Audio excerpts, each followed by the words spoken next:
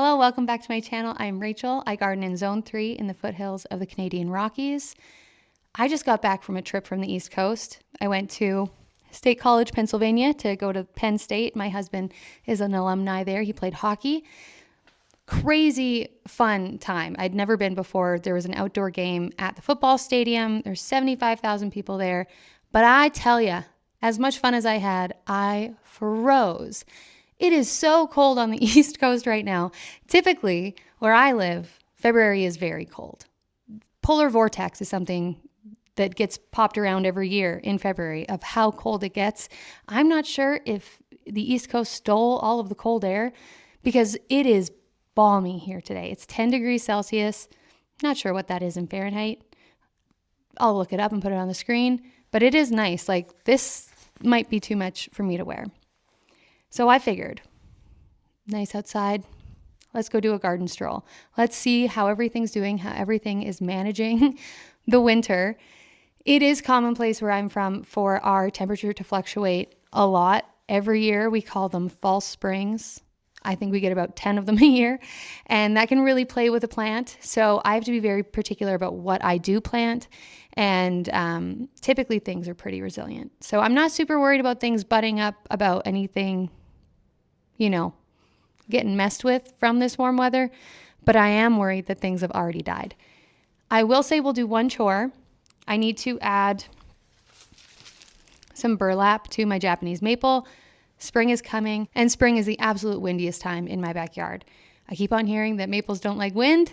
I don't have anything planted to guard it from the wind yet, so I'm just going to wrap it as much as I can and pray. And who knows, maybe we'll go out and the thing's already dead, and I won't need to do that. So enough yapping.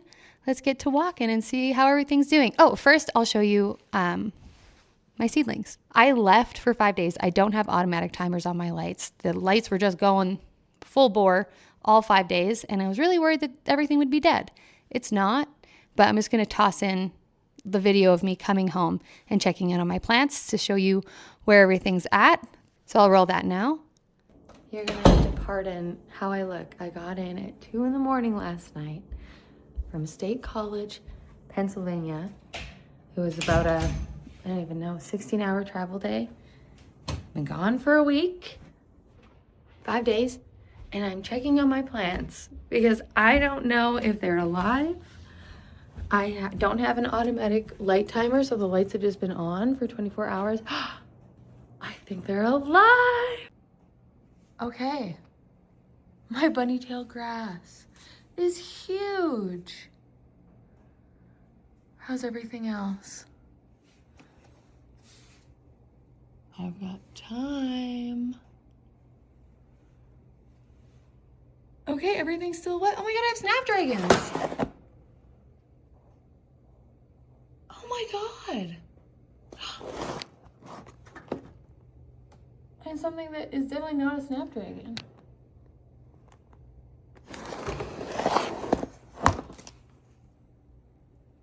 Wow.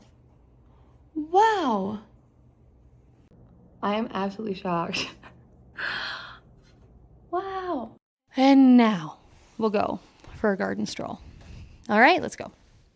My neighbor's kid is playing hockey on their deck, so we'll make this quick.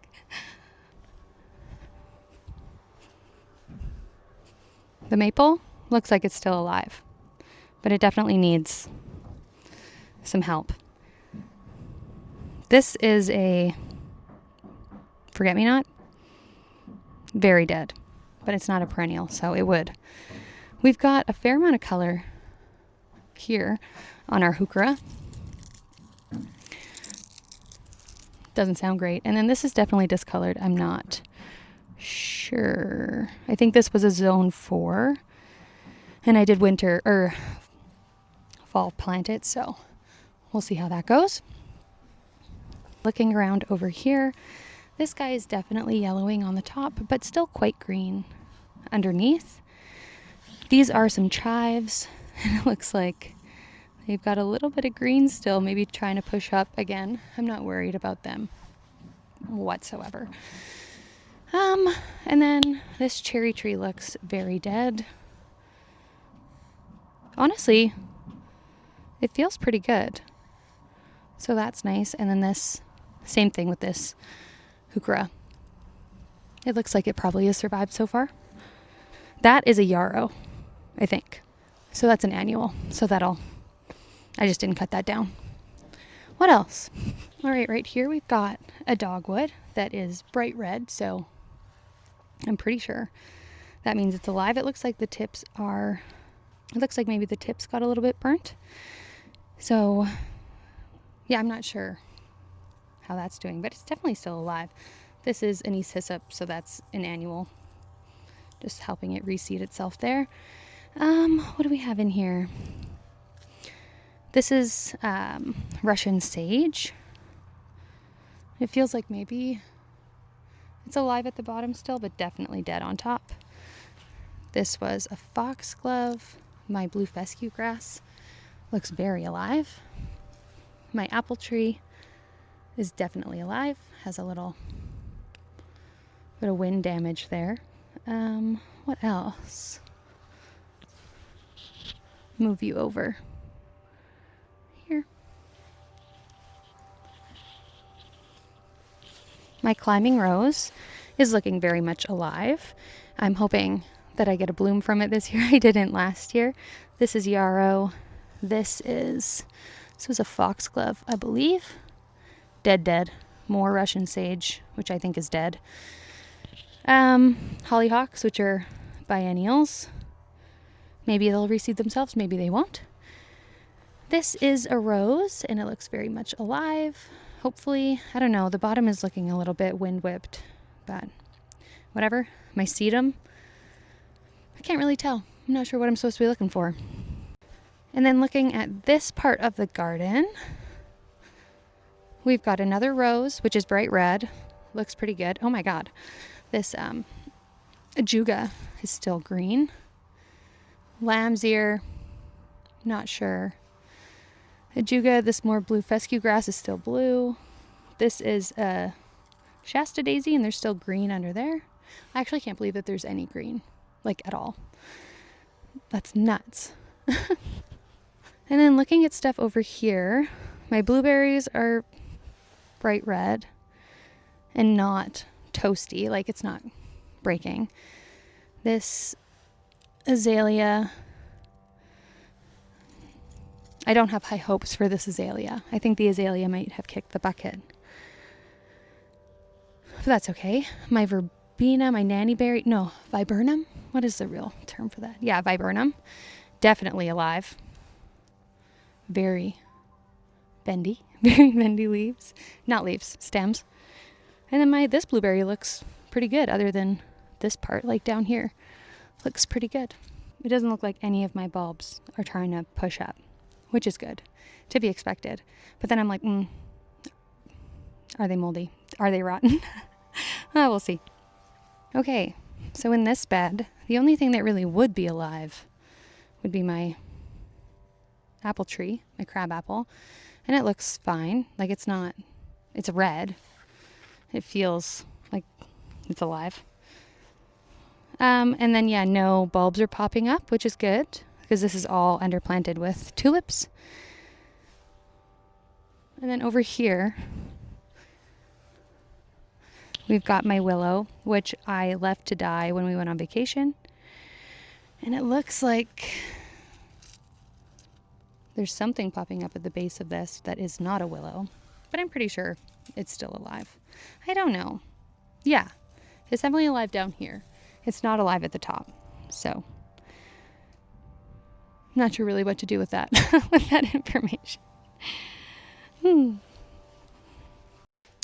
then over here we have a dogwood again. And this one is looking like the same, like the very, very tips of it are dead, but very much alive underneath. And then I have a Saskatoon or a Haskap plant. And that feels very much alive. And those are super hardy to our zone. So I'm not shocked at that at all. And now over here we've got, this is my incredible hydrangea. I think it dies every year. It hasn't yet, but I came really close to killing it last year. So we'll see. And then I have a climbing rose in the ground that feels very alive, and one that I left in a pot. and it still also feels very alive. I was convinced it was going to die, but I'm glad that it's not dead yet. I probably should have put it in the ground, but I didn't. And I believe that's every perennial or tree that I have in the garden. So far, so good, I think. Everything's looking very brown, but not dead. But there's still time. There's still time for winter to come back and still time for things to die. So, we need to burlap the tree. That's what we need to do. Let's go wrap a tree. All right. Oh yeah, some of this is definitely a little bit blacker than it probably should be. But my hope is that I can keep like the main part of the tree alive every year, and that maybe it doesn't grow, but it just stays the same. Is that a bad way to garden? I don't know. It might be.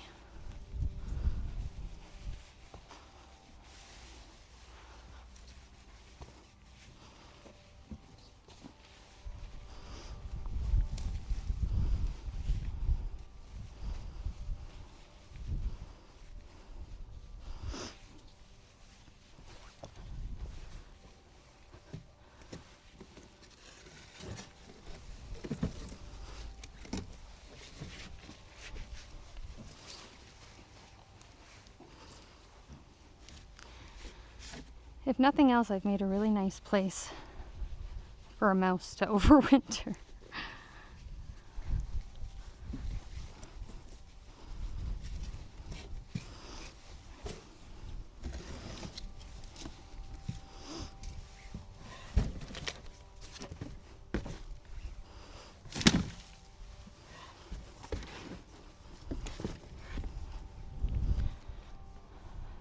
Thanks for watching.